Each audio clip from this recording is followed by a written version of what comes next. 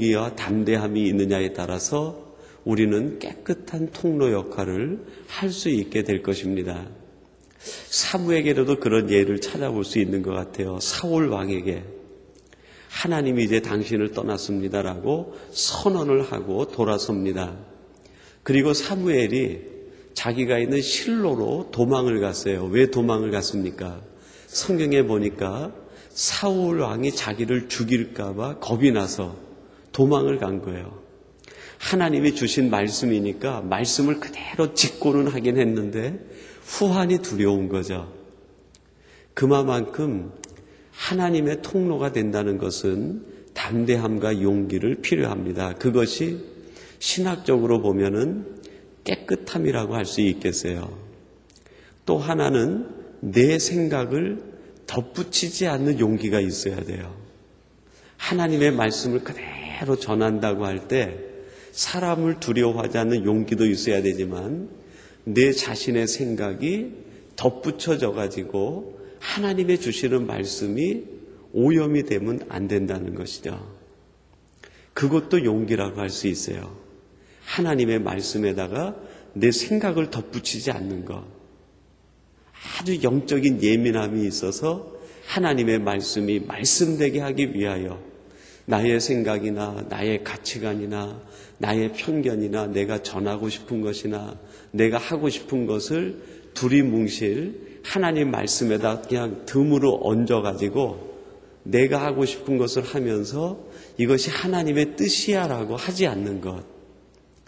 그것이 내 자신에 대해서 용기 있는 행동이라고 할 수 있겠습니다. 어떻게 보면 전자보다 이 후자가 더 어려울 수 있을 것 같아요. 하나님의 말씀을 빙자해서 하나님의 뜻과 계시를 빙자해서 부모의 역할을 슬그머니 자녀들에게 전달한다든지 목사의 뜻을 성도들에게 전달한다든지 내 생각을 사람들에게 유포시키고 내 뜻을 사람들에게 전달한다든지 하는 것. 하나님은 그래서 하나님의 말씀의 1.1핵이라도 가감되기를 원하지 않으신 것이죠. 불이익을 적당히 넘기기 위해서 뺀다든지 내 생각을 더 확실히 고집하기 위해서 더 한다든지 하는 일을 하지 않는 것. 그것이 하나님과 나와의 관계에서 통로의 역할에 아주 중요한 거룩함을 유지하는 일이라고 할 수 있겠습니다. 그리고 두 번째는 이 중보자의 위치는 사람과의 관계에서의 또 중보자의 위치가 있어요.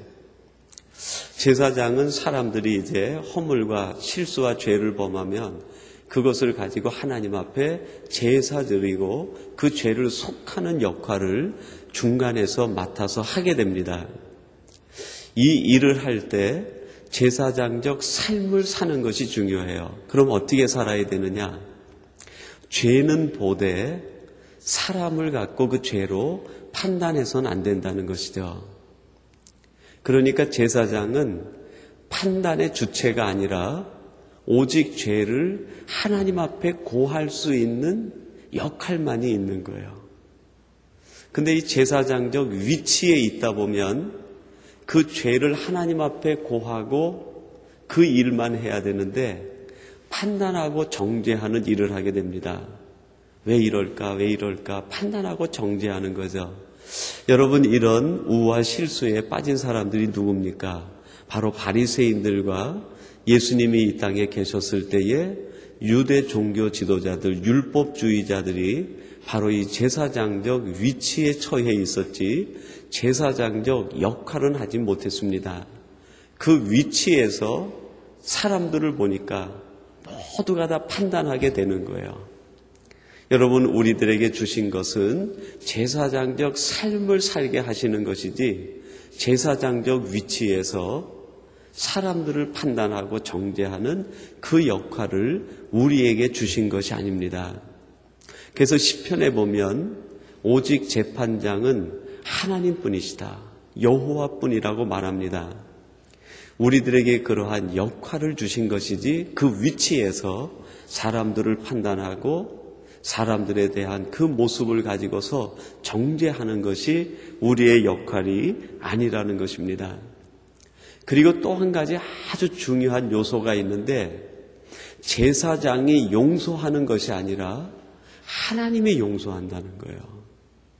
제사장적 위치에 있다고 해서 제사장이 죄를 가지고 오는 사람들의 죄를 내가 용서한다가 아니라, 그들의 죄를 가지고 하나님 앞에 제사 지내면 하나님이 보시고 그 죄를 용서할 때 그 용서에 대한 선포를 제사장이 할 뿐이죠. 제사장이 용서할 특권이 있는 것이 아니라 하나님이 용서하시고 하나님이 긍휼을 베푸시고 하나님이 인자를 베푸시는 거죠. 여러분, 성도의 죄를 목사가 용서하는 것이 아닙니다.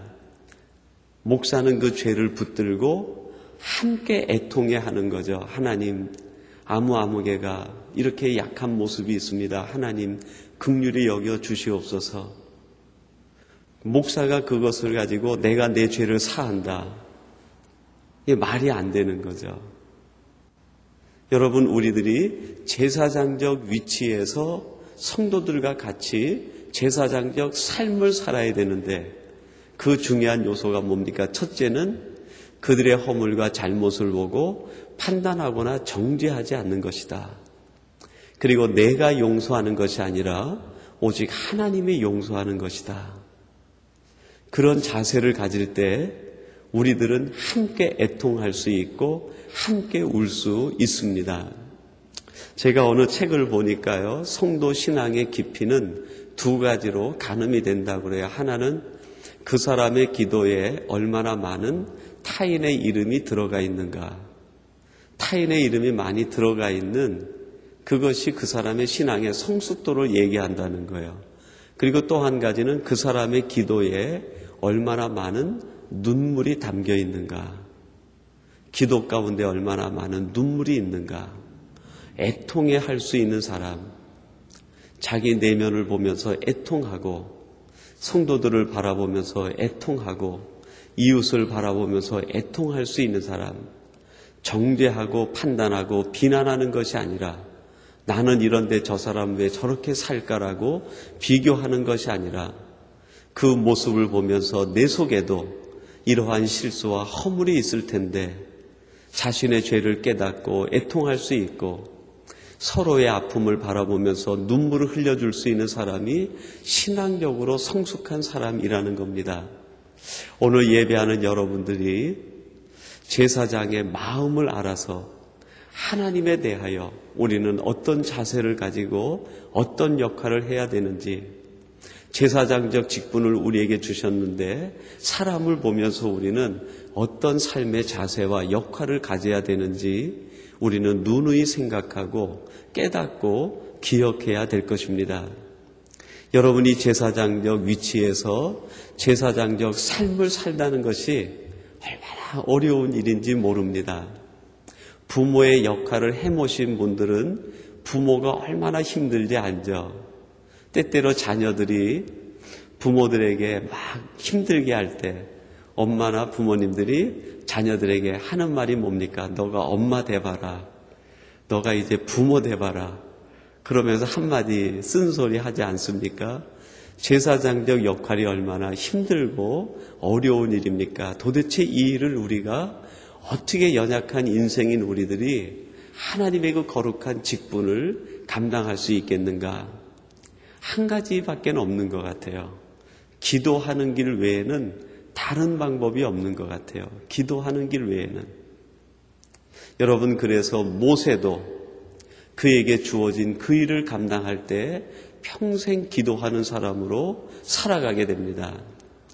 예수님도 이 땅에 오셔서 하나님 자체이시지만 하나님이 맡겨주신 그 중보적 역할을 다하기 위하여 끊임없이 기도하시는 삶을 사셨습니다.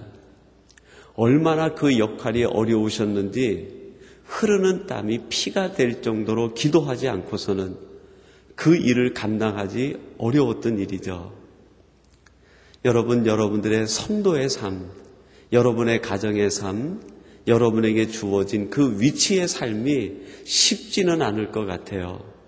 특별히 우리 교회에 역할을 맡으신 분들이 얼마나 많습니까?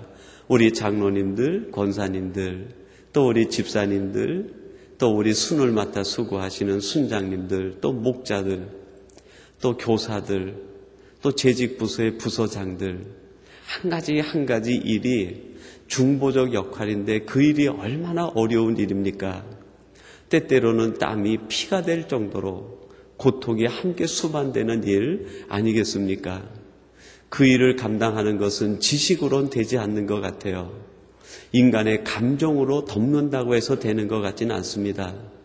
내 경험이 아무리 탁월하다고 해도 도움은 될 수 있을지 모르지만 그것이 절대적인 열쇠는 아닌 것 같아요. 성경 전체를 보고 믿음의 사람들의 모습을 들춰볼 때 오직 그 열쇠는 기도 외에는 다른 방법이 없는 것 같아요. 그래서 제사장적 직분에 어떻게 보면 시초를 이루었다고 할 수 있는 사무엘은 그의 일을 감당하면서 그런 고백을 합니다. 내가 결단코 기도하기를 쉬는 죄를 하나님 앞에서 범치 않겠다. 기도하지 않으면 이 일을 할 수 없다고 하는 생명을 건 그의 고백 아니겠습니까? 그런 의미에서 이 새벽을 깨우고 가장 고요한 시간, 첫 시간을 하나님 앞에 드릴 수 있는 여러분들은 정말 행복한 사람이고 축복된 사람이고 선택된 사람이라고 할 수 있습니다. 이 시간 이 자리에 나온다는 것이 얼마나 힘든 일이겠습니까? 모든 바쁜 일들 뒤로 하고 또 이 시간에 나오셔서 깨워 기도하고 하나님을 만나는 이 시간이 여러분 인생에 있어서 결코 그 무엇과도 양보할 수 없는, 타협할 수 없는 여러분 인생의 행복의 시간이 되시고 이 시간을 통해서 여러분들이 힘을 공급받고 이 시간을 통해서 하나님과 은밀한 대화와 만남을 이루어 여러분에게 주어진 그 역할과 그 사명을 온전히 이룰 수 있는 축복의 주인공들이 되시기를 주님의 이름으로 축원합니다. 우리 같이 기도하겠습니다. 하나님 아버지 감사합니다. 출애굽기 마지막 결론의 장을 우리에게 주시면서 너희들은 내게 대하여 사람에 대하여 세상에 대하여 제사장적 직분을 다하라고 말씀하시는 하나님의 음성을 들었습니다. 하나님에 대하여 이 사명 다하게 도와 주시옵소서. 영적인 예민함으로 하나님의 말씀을 올바로 전달할 수 있는 통로로 살게 해 주시옵소서. 그리고 사람에 대하여 그 죄를 보고 정죄하고 판단하지 않게 하시고 용서는 내가 하는 것이 아니라 오직 하나님이 하실 뿐이며 우리는 함께 눈물 흘리며 애통할 특권만이 있음을 알게 하여 주시옵소서. 하나님 우리에게 주신 이 사명이 너무나 막중하고 그 무게가 무겁습니다.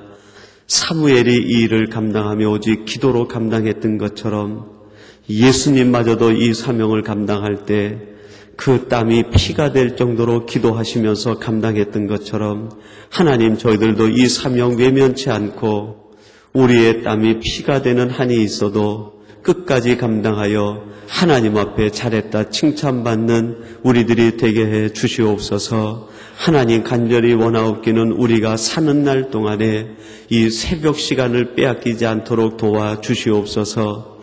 세상에 대하여 빼앗기지 않게 하시고 우리 자신의 약함을 통해서 빼앗기지 않게 하셔서 이 축복의 시간을 통하여 우리의 삶이 날마다 제사장적 삶을 살아갈 수 있도록 은혜 위에 은혜를 베풀어 주옵소서. 오늘도 이 새벽을 깨우며 하나님 앞에 나와 기도하시는 우리 귀한 하나님의 사람들의 이름을 한 명 한 명 호명하사 아론의 이름을 부르시듯 모세의 이름을 부르시듯 하나님 불러주시고 그 가정과 자녀들을 두 손 높이 드시고 축복해 주시옵소서. 예수님의 이름으로 기도하옵나이다.